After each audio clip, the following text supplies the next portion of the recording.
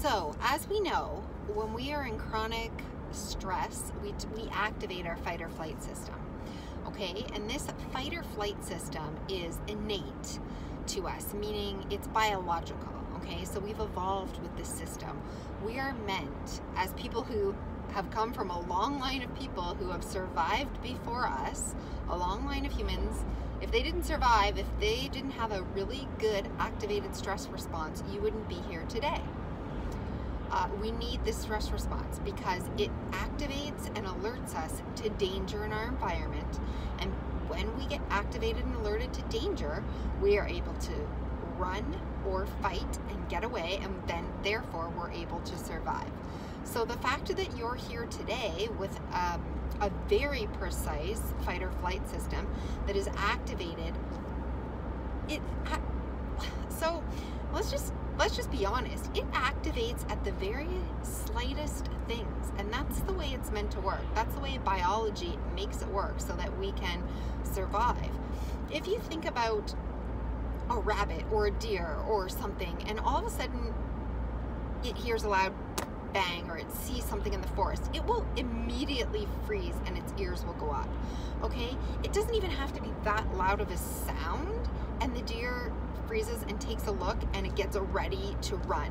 Same with a rabbit or any kind of an animal. It's very acute, right? It's very sometimes even slight. It senses something, a leaf or another bird fly, and it freezes, it gets ready.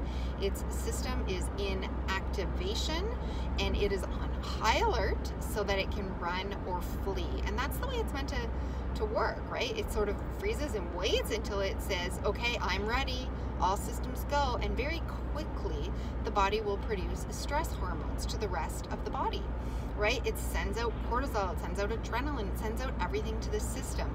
Digestion shuts down, reproductive system shuts down. This is like in the blink of an eye, right?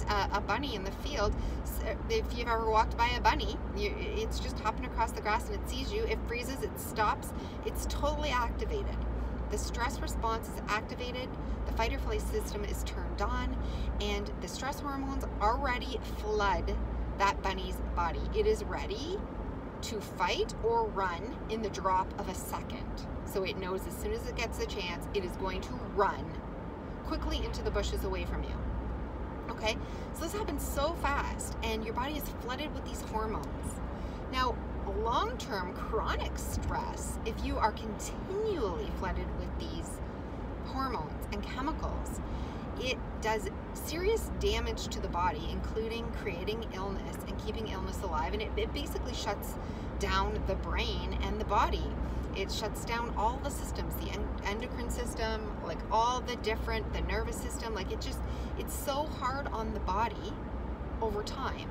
But the problem is, I mean, in wild, you make a quick response. So as you're walking near the bunny freezes, it's flooded, it's ready to take action, and you take one more step, and that step was like, okay, that's too close, it's danger, and it takes off like a rabbit into the woods, right? And then as soon as like 10, 20 seconds have passed, it got that burst of adrenaline, it was able to react, it kept itself safe, you walk past, and like within 30 or 40 or 50 seconds after that, the systems all come back down, the stress response is turned off, and you know, within a couple of minutes, the bunny doesn't remember that, it's eating grass again, it's able to hop around, it would be ready to mate again, the reproductive system's turned back on, you know, the digestive system's turned back on, it's ready to eat, it's ready, it's calm, it's in a state, right? But chronic stress is very hard to turn off from. So let's just take an example. Okay, so yeah, okay, so let's do this. So if you are working really hard on yourself and you know that the way you speak to yourself with criticism and, you know, judgment and all these things it can turn on your own flight or fright response, right? Because it thinks that you're in danger from yourself. When you're fighting yourself, you're in danger. If your to-do list is too long and you're really stressed out about a project and you have all these self-imposed deadlines and you have all these things going on, right, you can create your own stress. But if you're working really hard with any of my videos, if you've been watching any of my videos, you're working really, really hard to monitor your stress, to turn it down, to keep out of fight or flight. But what happens is we're still very sensitive. Our dial is very sensitive. So anybody else who isn't us is able to activate it quickly. So that's why your husband says something to you and you like feel like you need to defend yourself. Your mother or father criticizes you and or they get upset with you or they yell at you and you like blow up, like your child doesn't listen to you and you snap, right? You like explode, or you yell, or you break down, cry, or you react. So you're in a very reactive mode against all these other stimulus going on outside you, right? Because you're very sensitive to it. So even if you're very, very careful to be healing, to do your meditation, to keep yourself calm, to talk nicely to yourself, to change your negative thoughts and break them, to notice your own patterns, right? To keep your nervous system calm, you often will get on the phone with your mom and dad and suddenly you get off it and you're totally activated, right?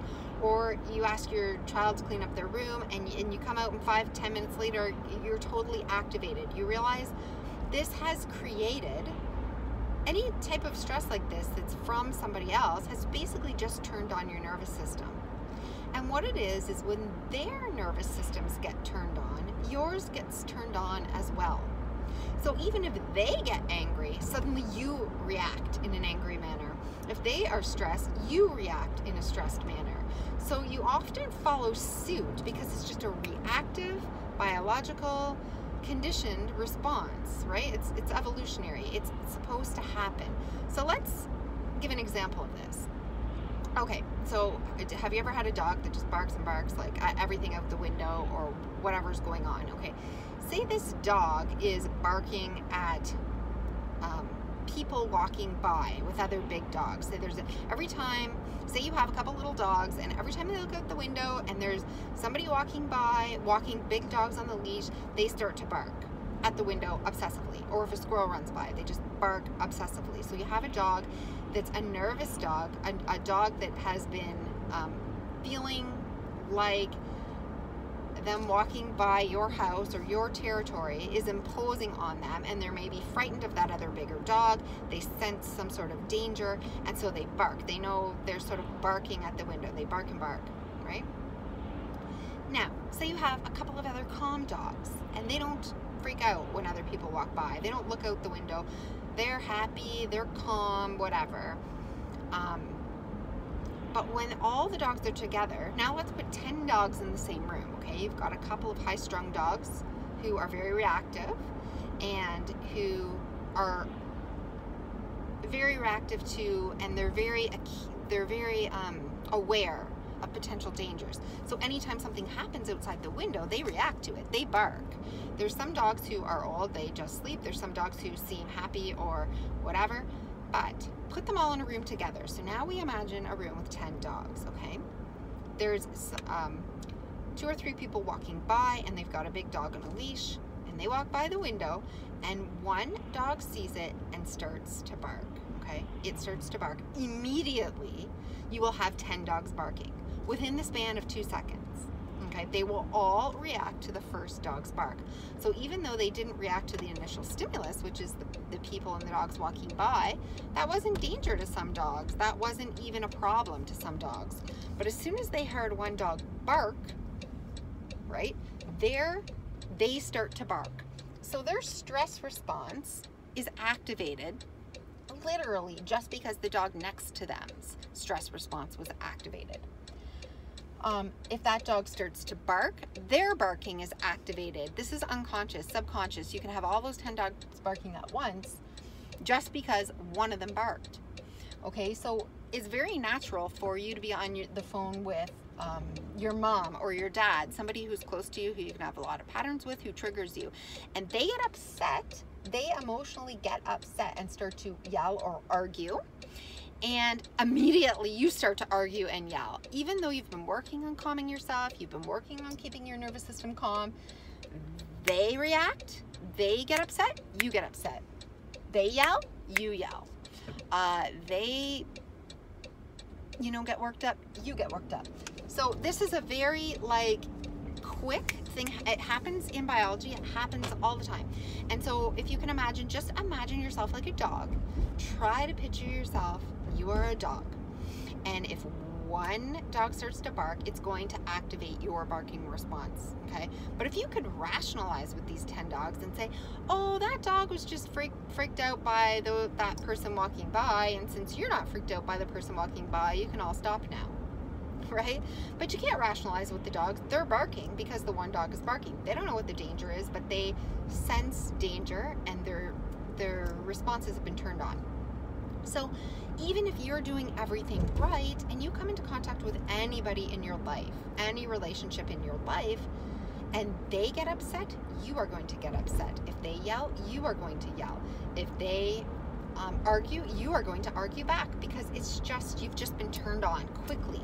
So we have to work very consciously at turning that off, because no matter how much work we do on ourselves, by ourselves, controlling our own internal dialogue, controlling our own responses to environmental things and situations, we can't control other people. We can't control other people that we're in relationships to. So this is often a downfall and things that keep us from healing. But what can we do? We can't throw our hands up in the air and say, well, either I cut all these people out of my life and I stop talking to them, because every time I talk to them, when they get triggered, I get triggered. When they get upset, I get upset. Right? So that's not the answer. But I want you to be aware of what it's doing to you. Now, if you're a bunny, right, that same bunny who saw you going by, or say a barking dog runs down the street and the bunny freezes, it darts off into the bushes and it's safe from the dog, right? Because the dog's on the leash, whatever. Now, the same bunny, I want you to put that bunny in a cage now. Okay? And now you have a dog outside the cage, which is barking and growling and trying to get this bunny. It's inside the cage. The bunny's safe, but the bunny still fears the feel, right? It feels this fear. It really feels the fear. And its body is flooding with cortisol, and it doesn't know what to do. It doesn't know. It's like, now it can't just run away. It's trapped. It can't fight because it's not as strong as a dog. It's totally frozen.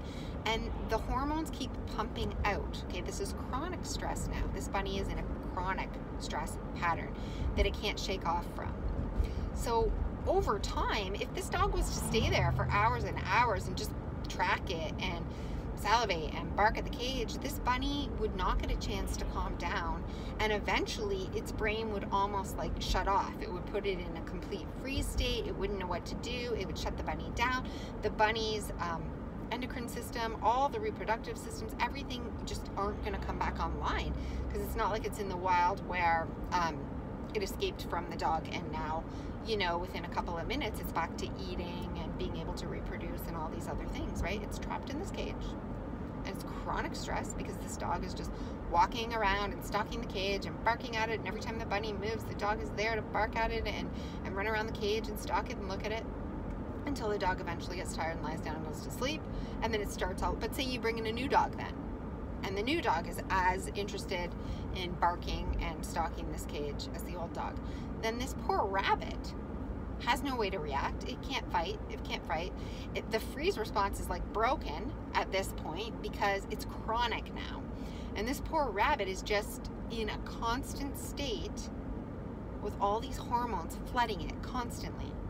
And this is what happens to you when you're in chronic illness, because you've got your internal thoughts that are constantly kicking up your fight or flight system.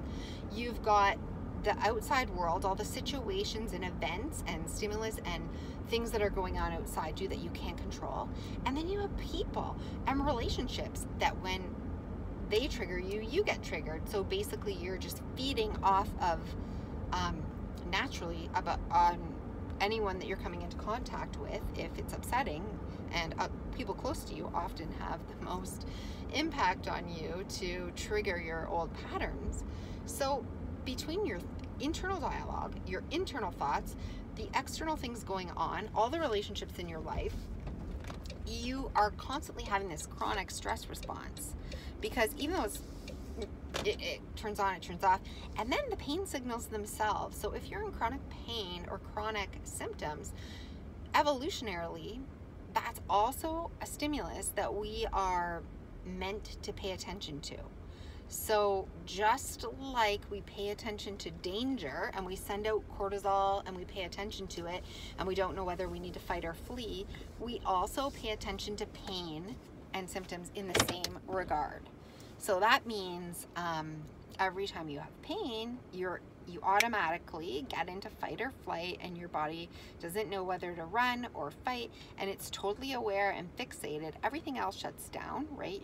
Your digestion and your reproductive system and all the other good feelings and all of that shuts down, right? Until but so the pain is something that we pay attention to, but the pain is kicked up by other things going on in our life.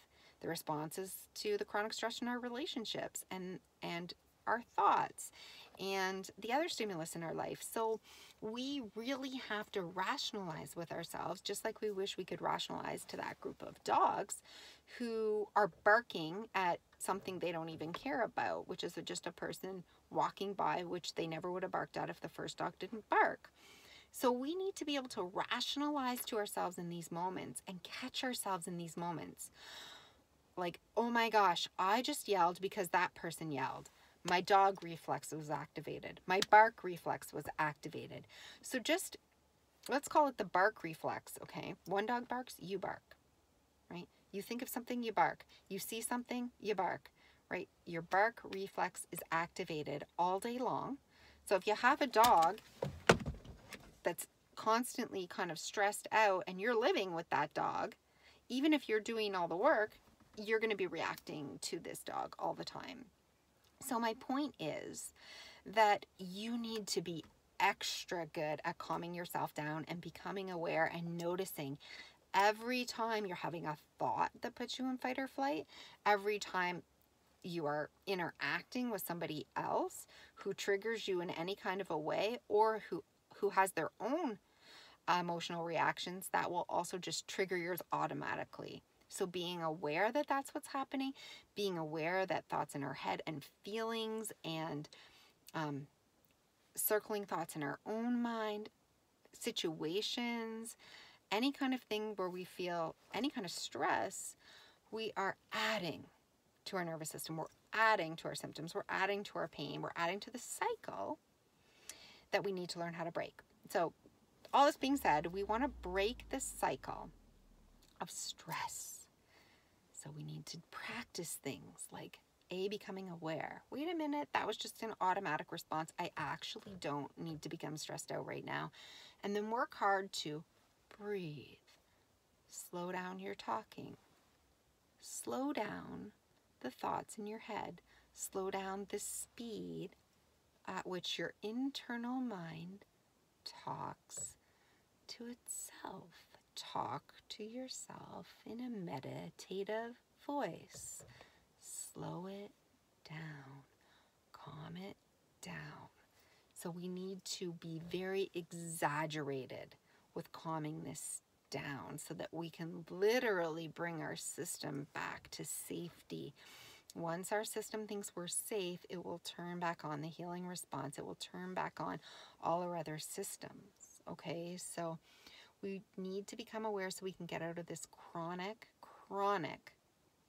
stress response that is activating a constant fight or flight within your body. So even when you're in pain, stay calm, react to it in a calm way, right? We don't need to be frantic and we can't outrun it. So we need to be calm. When we're in a relationship and we're speaking to others, calm. Our triggers, calm. Right? Any situation, our self-imposed deadlines, take them off your plate. Let's try to bring it down. The way you talk, the way you breathe, you can consciously breathe slower. You can talk slower. You can think slower. You can sit down, right? You can put on calming music. You can have a tea. You can rest. You can soothe yourself by saying it's okay. I'm safe. I am safe. There's nothing wrong. I'm not in danger. So these are things that we can do, and we must do them with vigilance every time, because we're so vigilant looking out for danger that we need to counteract that with the vigilance of safety, with telling ourselves that we're safe, with being safe, with reacting in a safe way. So we really need to be aware, and we really need to exaggerate our safety response, and really exaggerate and put ourselves into a calm state as often as we can through the day, as often as we can, and know that that is helping us heal. So that will help you heal. And I hope this video has been helpful, and I will see you in the next one.